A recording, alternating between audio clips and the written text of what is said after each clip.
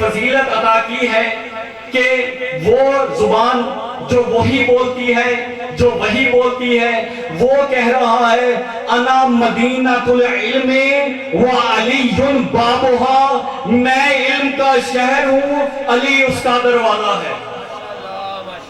اب پہلا معیار فضیلت کیا ہوا کہ جو عالم ہے وہ با فضیلت ہے، وہ با عزت ہے خداوند کریم کے نزدیک۔ پہلا معیار یہ ہوا کہ عالم اور جاہل آپس میں برابر نہیں ہیں۔ پھر خداوند کریم ارشاد فرما رہا ہے اسی قرآن مجید میں سورہ سجدہ آیت نمبر 18، أَفَمَنْ كَانَ مُؤْمِنًا كَمَنْ كَانَ فَاسِقًا لَا يَسْتَوُونَ، کہ یہ جو مومن ہیں اور فاسق ہیں یہ ایک دوسرے کے ہم مثل ہیں، اور یہ کیا یہ ایک دوسرے کے ہم مثل ہیں؟ یقیناً نہیں ہیں۔ لا یستوون، یہ آپس میں برابر نہیں ہیں۔ اب مومن کون ہے؟ جو خدا کی بندگی کرتا ہے، جو وہی کرتا ہے جو خدا کہتا ہے۔ مومن اور مسلمان میں فرق ہی یہی ہے کہ وہ مسلمان جو ہے وہ زبان سے اقرار کرتا ہے، خدا کو مانتا ہے تو بن گیا مسلمان، جو خدا کی مانتا ہے وہ بنتا ہے مومن۔ جو خدا کو وحدہ لا شریک مان لے وہ مسلمان ہے، جو نبی کی نبوت کا اقرار کر لے وہ مسلمان ہے، جو عقیدہ قیامت کا اقرار کر لے وہ مسلمان ہے۔ جو ان تین عقیدوں کو مان لے اسے مسلمان کہا جاتا ہے۔ کسی کو یہ حق حاصل نہیں کہ اسے کافر کہے۔ دوسرے لفظوں میں جو تین کو مان لیتا ہے وہ مسلمان بن جاتا ہے۔ مومن بننے کے لیے 5 کو ماننا ضروری ہے۔ اب 3 یہ ہیں، 2 اور کون سی؟ جو توحید کا اقرار کر لے، جو نبوت کا اقرار کر لے، جو قیامت کا اقرار کر لے، یہ ہو گیا مسلمان۔ صرف اس کا زبان سے اقرار کر لینا کافی ہے، لیکن مومن بننے کے لیے صرف توحید کو مان لینا کافی نہیں، بلکہ توحید کے ساتھ اس کی عدالت کا قائل ہونا بھی ضروری ہے۔ اب عدالت کی ایک چھوٹی سی تعریف کر دوں آپ کے سامنے۔ عدالت ہم یہ سمجھتے ہیں کہ یہاں پہ ایک چیز تقسیم ہو رہی ہو، بڑے کو بھی اتنی دی جائے، چھوٹے کو بھی اتنی دی جائے، صاحب تقویٰ کو بھی اتنی دی جائے، صاحب علم کو بھی اتنی دی جائے۔ حالانکہ عدالت کا مطلب یہ نہیں ہے۔ عدالت کا مطلب یہ ہے کہ جس کا جو منصب ہے، جس کی جو قدر ہے، جس کی جو قیمت ہے، اس کو اس کے مطابق عطا کیا جائے، یہ عدالت ہے۔ سب کو برابر دے دینے کا نام عدالت نہیں۔ عدالت یہ ہے کہ جس کا جتنا حق ہے۔ میں مثال دیتا ہوں، ایک شخص کو بھوک ہے 2 روٹیوں کی اور ایک شخص کو بھوک ہے 1 روٹی کی۔ اگر آپ دونوں کو ایک دے دیتے ہیں تو یہ عدالت نہیں ہے۔ عدالت یہ ہے کہ جس کو 2 کی بھوک ہے آپ اس کو 2 دیں، جسے 1 کی بھوک ہے اسے آپ 1 دیں۔ جو بڑا ہے اس کا جو جسمانی تقاضا زیادہ ہے آپ اس کو 2 دیں۔ ایک چھوٹا بچہ ہے، اس کا جسمانی تقاضا یہ ہے کہ اس کا شکم 1 یا آدھی روٹی کھا کے بھی پر ہو جاتا ہے، تو اسے آدھی دینا عدالت ہے، 2 دینا عدالت نہیں ہے۔ اسے 2 دینا عدالت نہیں ہے۔ بس دوبارہ اپنے موضوع کی طرف واپس آتا ہوں۔ جس نے 3 کا اقرار کر دیا وہ ہو گیا مسلمان، وہ دائرہ اسلام میں داخل ہو گیا۔ کسی مکتب کو، کسی فرقے کو یہ حق حاصل نہیں ہے کہ وہ اسے کافر کہے، لیکن مومن ہونے کے لیے 5 کو ماننا ضروری ہے۔ ان میں سے ایک عدالت ہوگی، اور دوسرا عقیدہ جو ہمیں دوسروں سے ممتاز اور جدا کرتا ہے وہ عقیدہ امامت ہے۔ ماشاءاللہ، نعرہ تکبیر، نعرہ رسالت، نعرہ حیدری۔ ماشاءاللہ۔ اب پہلی بات، پہلا معیار جو قرآن مجید کے نزدیک تھا وہ یہ تھا کہ علم جس کے پاس ہوگا وہ بافضیلت ہے۔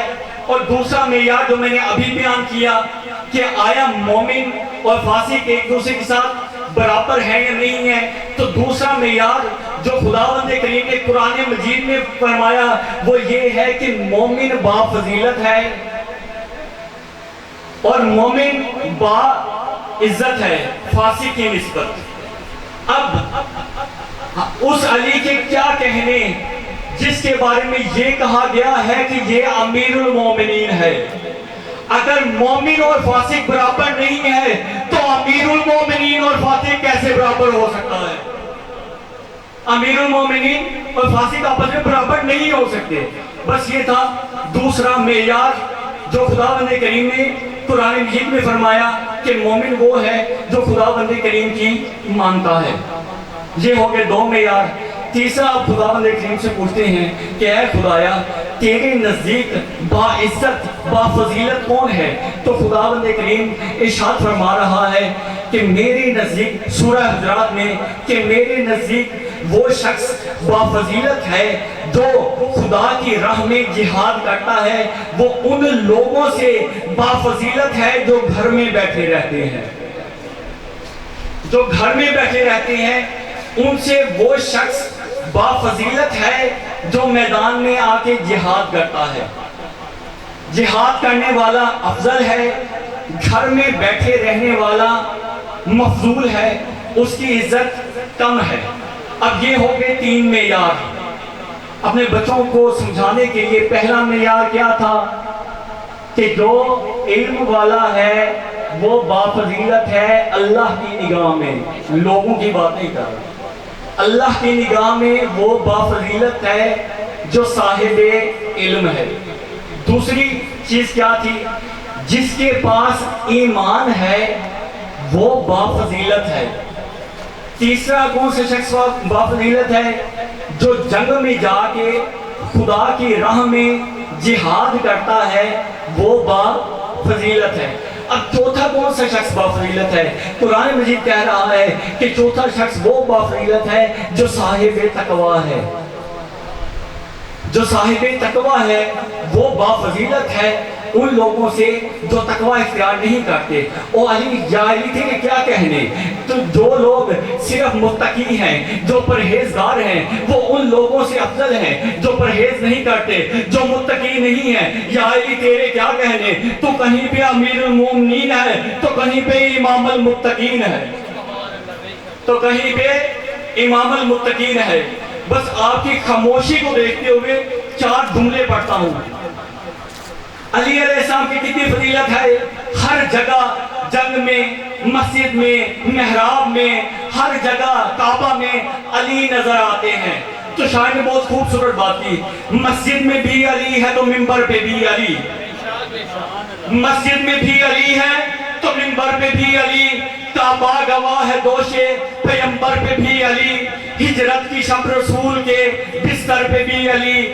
ہر جا علی ملیں گے نہ دامن بچائیے، بچنا علی سے ہے تو جہنم میں جائیے. نعرہ حیدری. ماشاءاللہ ماشاءاللہ. عبداللہ ابن مسعود بہت بڑے صحابی ہیں، آپ نے نام سنا ہوا ہوگا، یقیناً نام سنا ہوا ہوگا. اب عبداللہ ابن مسعود سے کسی نے پوچھا کہ کیا آپ کو مولا علی علیہ السلام کی کوئی ایک فضیلت یاد ہے؟ تو اس وقت عبداللہ ابن مسعود نے کہا کہ میں چار ایسی فضیلتوں کا چشمدید گواہ ہوں، یعنی میں نے اپنی آنکھوں سے دیکھی ہیں. اگر ان میں سے کوئی ایک بھی مجھے مل جاتی تو اگر مجھے حضرت نوح کی عمر کے برابر حکومت دی جاتی تو میں اس حکومت کو ٹھکرا دیتا. لیکن ان میں سے کوئی ایک فضیلت مجھے مل جاتی تو میں اس کو چھوڑنے کے لیے تیار نہ ہوتا. ماشاءاللہ. بولو بولو. چار فضائل میں سے، چار فضیلتوں میں سے اگر کوئی ایک بھی مل جائے تو میں اس کو چھوڑنے کے لیے تیار نہ ہوتا. اور وہ چار فضیلتیں کیا ہیں؟ سب سے پہلے اپنے بچوں کو بتانے کے لیے حضرت نوح کی عمر کتنی ہے؟ جو ان کی عمر ہے وہ کتنی ہے؟ 250 سال ہے عمر. 950 سال انہوں نے کی ہے تبلیغ. اب آپ اس بات کا اندازہ عبداللہ ابن مسعود کے اس فرمان سے لگائیں کہ جتنی حضرت نوح کی عمر ہے اتنی مجھے حکومت مل جائے. جیو کوئی 1-2 دن کی بادشاہت نہیں مانگ رہے, کوئی یہ ووٹوں والا سلسلہ نہیں ہے کہ مجھے 5 سال کے لیے بنا دیا تو خیر ہے. 250 سال مجھے حکومت ملے, پھر اس کے بدلے میں جو 4 فضائل میں نے اپنی آنکھوں سے دیکھے ہیں جو مولا علی علیہ السلام کو عطا ہوئے ہیں, ان میں سے کوئی ایک بھی مجھے مل جائے تو میں اس 250 سال کی حکومت کو لات مار دوں گا, اس ایک فضیلت کو اٹھا لوں گا. سبحان اللہ. اب مولا علی علیہ السلام قرآن مجید ابھی آپ کے سامنے میں نے پڑھا ہے کہ جہاد کرنے والے اور گھر میں بیٹھنے والے برابر نہیں ہیں. علی کیسا جہاد کرنے والا ہے, علی ایسا جہاد کرنے والا ہے کہ علی جب میدان کی طرف جاتے ہیں تو اللہ کے نبی یہ ارشاد کرتے ہوئے نظر آتے ہیں کہ آج بارز الایمان کلہ علی الکفر کلہ, یہ جو آج جا رہا ہے یہ علی نہیں جا رہا بلکہ کل کا کل ایمان جا رہا ہے جو کل کے کل کفر کے مقابلے میں. نعرہ حیدری.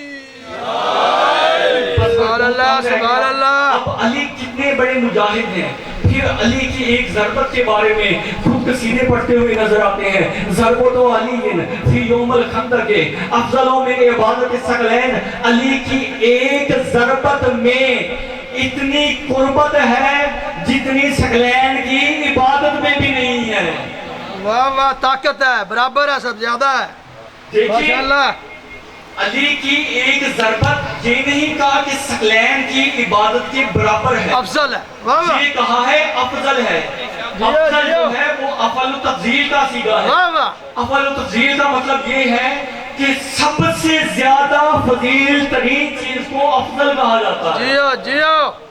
اب دیکھنا یہ ہوگا کہ علی کی اس ایک ضربت میں کتنی قربت شامل ہے, کتنا وہ خدا کے ساتھ خالص ہے. تیرا میرا سجدہ ہے, ہم نماز شروع کرتے ہیں, ہمیں کبھی گھر کا خیال آنا شروع ہو جاتا ہے, کبھی کاروبار کا خیال آنا شروع ہو جاتا ہے. لیکن جب علی اپنا پورا جنہ غزوہ خندق نہیں پڑھوں گا, بس نتیجہ دینا چاہوں گا. اب علی کی جو ہے نا یہ ضربت کیسے افضل ہے. علی علیہ السلام جاتے ہیں میدان میں, عمر بن عبدود کو زیر کر لیتے ہیں. یہ بدبخت علی علیہ السلام کے ساتھ جو ہے نا گستاخی کرتا ہے. اب آپ دیکھیں جتنا بڑا طاقتور ہوتا ہے اس کو زیر کرنا اتنا ہی مشکل ہوتا ہے. جیو.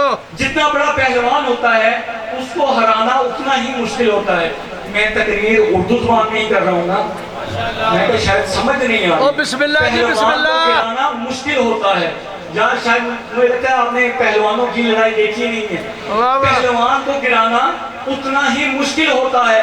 اب علی علیہ السلام اس کو گرا رہے ہیں جو جب خندق میں آتا ہے تو کہہ رہا ہے کہ اے رسول, اے محمد, کسی ایسے کو بھیج جس کو جنت میں جانے کا شوق ہو, میں اسے جنت میں بھیجوں. نعرہ حیدری. یعنی کہ اس کو اپنی طاقت کے اوپر ناز تھا. اتنا تو مان تھا کہ وہ آ کے اتنی بڑی جسارت کر رہا ہے. اور کوئی مرد ہے تو نکال, کیا بات ہے. اگر کوئی ایسا ہے, اب وہاں پہ جو لوگ تھے وہ بالکل, اگر میں مبالغہ نہ کروں جیو جیو. تو وہ آپ ہی کی طرح خاموش ہو کے بیٹھ گئے. اور نہیں یا نہیں یا نہیں. نعرہ حیدری. اب بولو نعرہ حیدری. نعرہ حیدری. یہ نہیں بھائی, نہیں, ابھی نہیں, ایسے نہیں ہے بھائی. کہا تھا مرد نے, اے محمد کا مرد ہے تو نکال. دیکھیں واہ واہ. اب یہ جو جیو جیو. ہمارے سید ہیں, انہوں نے جو بات کی, وہ جو بات کر رہے ہیں, یہ بات میں جو کر رہا ہوں یہ ہے خندق کی. جو یہ بات کر رہے ہیں یہ ہے خیبر کی. اگر کہیں تو آپ کو اس کی بھی جھلک دکھا دوں. خندق میں خندق میں اب کیا ہے, نیزہ مارا تھا جب. اب خندق میں جو ہے نا نیزہ مارا تھا, کہا تھا. اب مولا علی علیہ السلام نے زیر کر لیا. اب ایک بار علی اٹھ گئے, اب یہ بتانا چاہ رہا ہوں علی کی ضربت میں کتنی قربت ہے. اب جتنا پہلوان بڑا اس کو گرانا اتنا مشکل. اب علی علیہ السلام بیٹھے ہیں, اس نے گستاخی کی ہے, علی اٹھ گئے ہیں, ٹہلنا شروع کر دیا. کسی پوچھنے والے نے بعد میں پوچھا تھا, اے علی جب اتنے بڑے پہلوان کو تو نے زیر کر لیا تو اٹھنے کی کیا ضرورت تھی, ایک ہی بار کام کو تمام کیوں نہیں کر دیا؟ تو اس وقت علی کہتے ہیں میں جب جنگ میں گیا تھا تو میں اللہ کی رضا کے لیے گیا تھا, اس نے کی تھی گستاخی, مجھے آ گیا غصہ. یہ کیسے ہو سکتا ہے کہ جو کام میں نے اللہ کے لیے کرنا تھا وہ اپنے غصے کی خاطر کر دیتا؟ واہ واہ کیا بات ہے جناب, وہ اپنے باجی واہ. علی علیہ السلام ہر جنگ میں ہی مرد نظر آتے ہیں. اب میں یہ کہوں گا کہ اب اللہ کے رسول نے فرمایا تھا نا خیبر میں کہ میں کل علم اس کو دوں گا جو مرد ہوگا. چھوڑتا واہ واہ. سید نے کہا چلو چلو چلو ماشاءاللہ. اب خیبر میں جنگ جاری رہی. اللہ کے حبیب فرماتے ہیں لا اوتینا رایتا غدن رجلا فرارا غیر فراری, کل میں علم اس کو دوں گا جو مرد ہوگا. اب اللہ کے حبیب سے پوچھتے ہیں اے اللہ کے حبیب آپ جو پورا لشکر لے کے گئے ہیں کیا یہ عورتوں کا ہے؟ مرد کیا میدان یہ کو مردوں کا نہیں ہے؟ تو عجب نہیں, اللہ کے حبیب کی آواز آئے گی کہ ذات کا مرد ہونا اور